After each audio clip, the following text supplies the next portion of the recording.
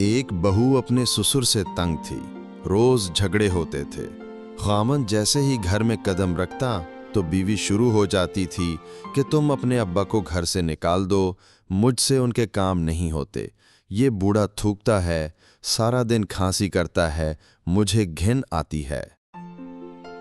एक दिन खावंद घर आया तो उसकी बीवी घर छोड़कर जा चुकी थी और ये पैगाम छोड़ गई थी कि जब अपने अब्बा को घर से निकाल दो तो संदेशा भेज देना, मैं खुद ही वापस आ जाऊंगी।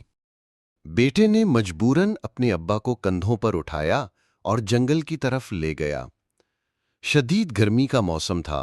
बेटे ने एक दरख्त की छांव में अपने अब्बा को बिठाकर मुआफी मांगी और जाने के लिए खड़ा हुआ। बाप एक मर्तबा रोया और फिर मुस्कुराने लगा और आसमान की तरफ हाथ उठाकर बैठ गया। बेटे ने पास बैठकर रोने और फिर मुस्कुराने की वजह दरियाफ्त की तो जवाब मिला, बेटे मैंने भी अपने बाप यानी तुम्हारे दादा के साथ यही सुलूक किया था।